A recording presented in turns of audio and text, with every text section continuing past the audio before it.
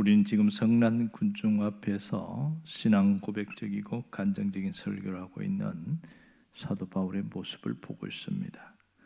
이것은 사도 바울의 생생한 자기 경험이요 또 역사적 사건입니다. 바울이 말하고 싶은 것은 아마 이런 것 같습니다. 하나님이 나를 인도하셨고 은혜로 내가 여기 있습니다. 많은 사람들을 구원하고자 나를 불렀습니다. 여러분도 예수를 믿는 순간 인생은 달라질 겁니다. 아마 이런 얘기를 하고 싶었던 것 같아요. 아마 끝마무리를 다 못하고 설교가 끝나버렸는데 아마도 끝은 이렇게 끝내기를 원했던 것 같습니다.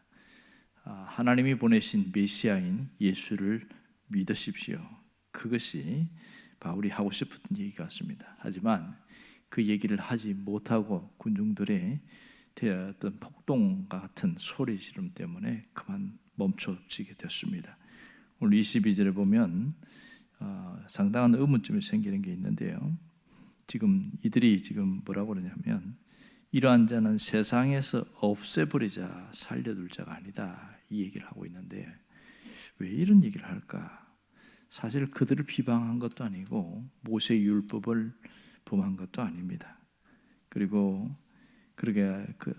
그들에 대해서 아주 잘못된 일을 한 것이고 순전히 자기 경험, 자기 간증에 대한 얘기만 했을 뿐인데 왜 이렇게 서울 설교를 듣고 소리를 지르고 오히려 바울을 죽이고자 그렇게 하는 것인가?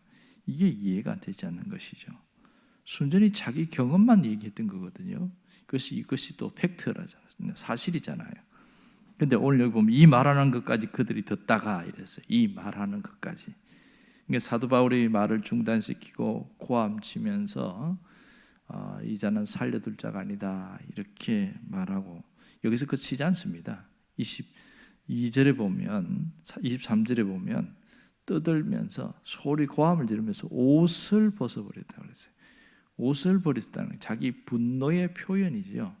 그리고 티끌을 공중에 날렸다 이렇게 표현합니다. 우리는 이런 거 잘 못 보는데 이 자기 분노의 감정이 크게 달았다는 것을 표현하는 것이 바로 이러한 겁니다. 자, 근데 여기서 왜 이렇게 격한 반응을 하고 바울을 죽이려고 하는가?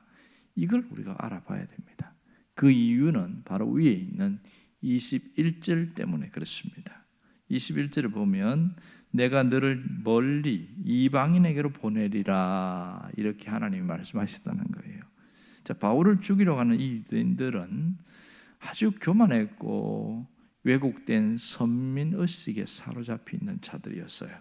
그러니까 바울이 이방인이라는 단어를 꺼내자마자 아주 신경질적인 반응을 보이고 있습니다. 그들은 바울이 내가 너를 이방인에게 보내리라 이 말에 폭발한 거죠. 이방인과 유대인을 동일하게 여겼다는 거예요. 말도 안 되는 소리죠. 이 유대인을 거룩하게 구별하신 하나님에 대한 신성 모독이다 이렇게까지 여겼던 것이죠. 그래서 강하게 반발한 것을 알 수 있습니다. 여기서 보면 우리가 유대인들의 사상이 어떠한가를 잘 알 수가 있습니다. 사실은 이방인과 유대인들을 동등하게 취급하는 것 자체가 상당히 못마땅하다. 그것이 여기에 배어나고 있죠. 그런데 역사가들이나 문학가들은 그 유대 문학을 연구한 사람들을 보면 유대인들이 이방인들에 대하여 미워하는 그런 작품들이 거의 없다고 해요. 깜짝 놀랄 일이죠. 역사적으로 페르시아, 바벨로니아 이렇게 겪어오면서 로마의 지배를 받는데 문학 작품 속에서는 그들에 대한 미움의 감정을 강하게 드러내는 그런 일들이 없다고 해요. 그리고 실제로 장사를 하거나 할 때도 이방인과 잘 섞여서 잘 삽니다. 여기까지는 그들은 아무 문제가 없다고 생각해요. 문제는 구원입니다. 구원에 관해서 얘기할 때는 이거는 가만두지 않는 거예요. 너 죽고 나 죽자. 이 목숨 거는 겁니다. 오늘 여기서도 그런 거죠. 너 죽이고 나도 죽겠다. 그런 뜻이잖아요. 이들은 하나님의 백성, 선민이라는 이 자기 고집이 굉장히 강합니다. 그런데 그들이 이방인과 같은 취급을 받는 것은 못 견디하는 것이죠. 이게 문제예요. 유대인들은 철저히 하나님이 우리에게만 율법을 주셨다. 그래서 그 율법을 해석하는 것을 613가지를 만들어서 율법을 해석해서 그걸 지켜가고 있단 말이에요. 하나하나 지키면서 율법을 지킬 때에 구원을 받는다. 처음부터 우리는 선택받은 자들이고 이 천국에 가면 그것도 계급이 있는데 율법을 얼마나 지켰느냐에 따라서 더 좋은 곳에, 더 높은 곳에 가게 된다, 뭐 이런 생각을 갖고 있었던 자들입니다. 그런데 그들이 이 이방인에 대해서 어떻게 생각하고 있냐? 개처럼, 짐승처럼, 돼지처럼 취급하고 있단 말이에요. 이런 자들은 구원을 받을 수 없다는 생각이 지금 갖고 있는 유대인들의 의식입니다. 그러니까 예수만 믿으면 구원받는 거 말도 안 된다는 거예요. 이게 어떻게 이방인들이 구원받을 수 있냐? 이거는 못 참는다. 악에 받쳐서 그렇게 소리친 것이 바로 이겁니다. 지난번에 이 스데반을 죽일 때처럼 똑같은 모습을 보이고 있는 것이죠. 거기에 마침 천부장이 없었다면 바울은 돌에 맞아 죽었을 겁니다. 실제로 이들의 폭동의 모습을 보면 거의 돌 던져 죽이려고 했으니까요. 병사를 시켜서 빨리 영문 안으로 들어오게 만들고 그렇게 해서 죽음의 위기에서 건져내는 모습을 보게 되었습니다. 오늘 여기 보면 바울은 살려둘 자가 아니다 이렇게 이야기합니다. 나중에 뒤에 이어지는 얘기 보면 바울 한 사람을 죽이기 위해서 먹지도 않고 금식하면서 있는 자객을 스스로 자기들끼리 구성했는데 400명이나 됐어요. 저 한 사람 죽이기 위해서 400명이 그렇게 준비하고 칼을 갈고 있었습니다. 엄청난 일들이 일어났던 것이죠. 자, 오늘 이 유대인들을 지금 이렇게 데모하고 폭동을 일으키는 유대인들이 믿는 하나님은 어떤 하나님이냐는 거예요. 과연 그들 속에 진짜 하나님이 계신가? 그들은 예루살렘 성전 안에 가두어 놓은 하나님을 믿고 있습니다. 이걸 어떤 분은 하나님의 우상이다, 하나님의 허상이다 이렇게 표현하는 분이 있어요. 그냥 살아계신 하나님이 아니에요. 아브라함 믿는 하나님이 아니라 예루살렘 성전 안에 가두어 놓은 하나님입니다. 하나님은 거기만 계시라는 거예요. 그리고 나오지 말라는 거죠. 우리가 재물 잘 갖다 바칠 테니까 하나님은 성전 안에만 계시고 우리만 위한 하나님이 되셔야 됩니다. 이게 이들의 사상이었습니다. 오늘 이 모든 모습을 보면서 우리는 깊이 생각할 게 있습니다. 오늘 우리도 하나님을 예배당에 가두어 놓는다면 이 유대인들과 별반 차이가 없다는 것이죠. 이것을 어떤 분의 표현대로 하나님의 우상, 하나님의 헛상을 믿는 사람들이다 이렇게 볼 수 있습니다. 우리의 삶에서 살아계신 하나님과 인격적으로 관계를 맺을 수 없다면 똑같은 일들이 벌어집니다. 제가 시골에서 교회 다니다 보니까 예수 믿는 사람들이 욕을 많이 먹더라고요. 처음에는 나이가 어려서 학생 때니까 잘 몰랐습니다. 왜 예수 믿는 사람이 욕을 먹을까? 근데 보니까 거기에 있는 분들도 지금 가만히 보면 이 예배당 안에 가두어 놓은 하나님을 믿고 있는 거예요. 예배당 안에는 굉장히 은혜롭고 천사 같아요. 너무 사람들이 좋아요. 근데 밖에 나가면 똑같습니다.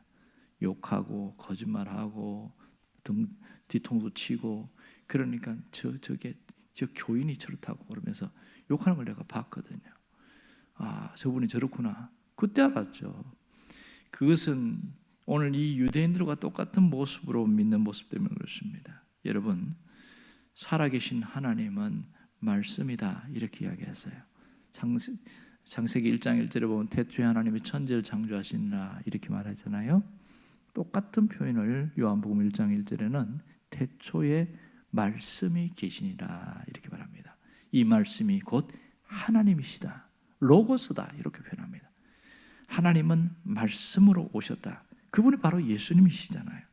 그러니까 하나님은 말씀 가운데 거하시고 말씀과 함께 우리에게 다가오시고 말씀으로 말씀하신다는 것을 알아야 합니다. 어떤 경우에도 하나님의 말씀을 삶으로 부정하면 결과적으로 하나님을 부정하게 되는 겁니다. 바로 이들처럼 말입니다. 언제나 자신의 삶으로 살아계신 하나님을 증언할 때에, 자신의 삶으로 하나님을 경배할 때 비로소 내 안에서 살아계신 하나님으로 드러나게 된다는 것을 우리가 알아야 됩니다. 하지만 몸은 교회 다니지만 삶이 하나님의 말씀과 멀리 있다면 그 속에는 하나님이 안 계신다는 것을 알아야 합니다. 여러분, 말씀을 들을 때의 반응을 보면 그 사람이 진짜 신앙인인지 아닌지 알 수가 있어요. 사도 바울이 생명의 말씀을 전했을 때에 계중에 조용히 있던 사람 중에는 아마 말씀에 대해서 긍정적인 반응을 한 사람도 있었을 겁니다.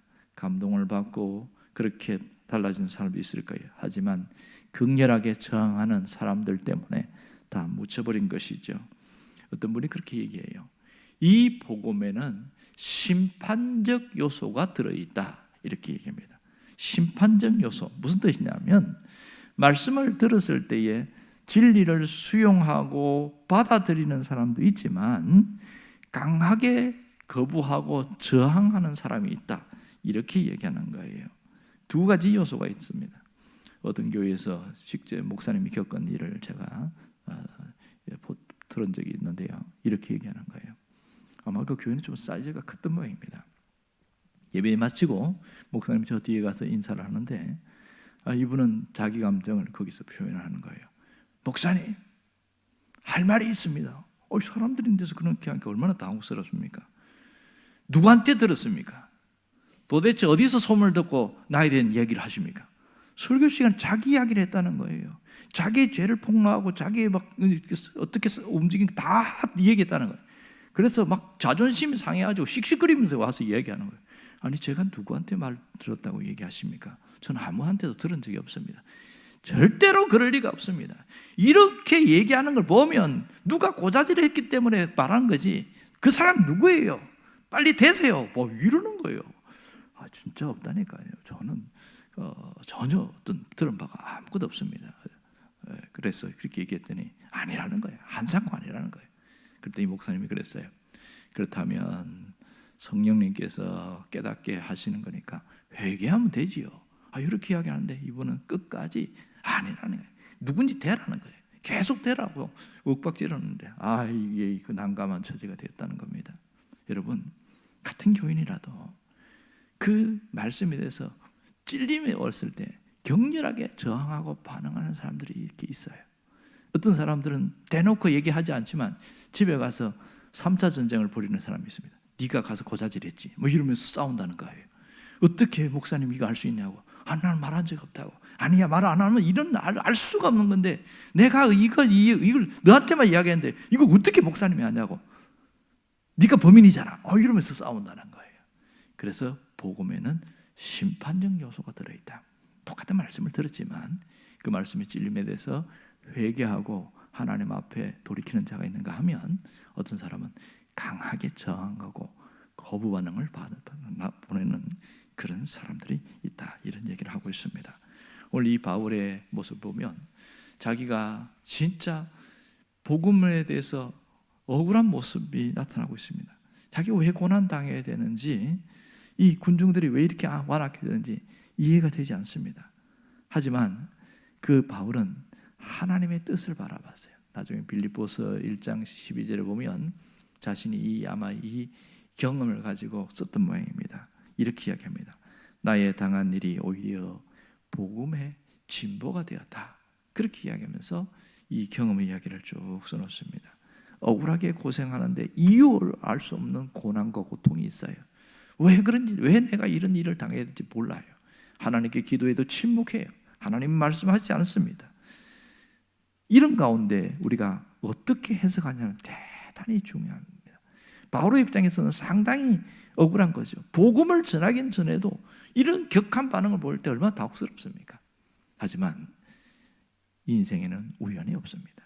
하나님이 일하시면 우연이 없는 것이죠. 하나님은 이런 가운데서도 반드시 일하고 있습니다. 이걸 깨달은 사람이 누구예요? 욥입니다. 욥기 23장에 보면 욥이 뭐라고 그럽니까? 나의 갈 길을 오직 그가 하신다, 이렇게 말합니다. 그가 하신다. 하나님이 아신다는 거예요. 그러니 바울이 하나님이 아시면 된다, 끝.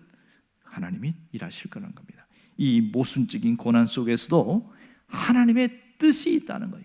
하나님이 이루어 가시는 그 뜻이 있다는 것을 알아야 한다는 것이죠. 내가 갈 길을 오직 하나님은 아신다. 욥이 깨달은 게 그거 아니겠어요? 욥 23장 10절에 보면 내가 갈 길을 하나님이 아신다니, 그분이 아시면 되는 것이지 내가 그것을 이해하고 못하고 상관없다는 거예요. 그러니 바울이 고백한 것처럼 로마서 8장에 뭐라고 그랬습니까? 8장 28절에 모든 것이 합력하여 선을 이루게 하신다. 그걸 믿은 거죠. 우리가 살아가면서 이렇게 알아야 된다. 복음을 전할 때 핍박이 있고 반대가 있기도 하고 또 신실하게 신앙으로 살아가는데 억울한 일을 당하고 그래요. 그때 우리가 무슨 자세를 취해야 됩니까? 하나님은 아신다. 모든 것을 합력해서 선을 이루시는 하나님을 나는 믿노라. 이러면서 툴툴 털고 일어나는 것, 이게 진짜 신앙인 것이죠. 오늘 우리가 말씀에 대해서 긍정적인 반응을 뛰어넘어서 이해할 수 없는 그 일에 대해서도 하나님의 일하심을 믿고 전적으로 따라가는 그런 자가 되기를 간절히 바랍니다. 기도하겠습니다.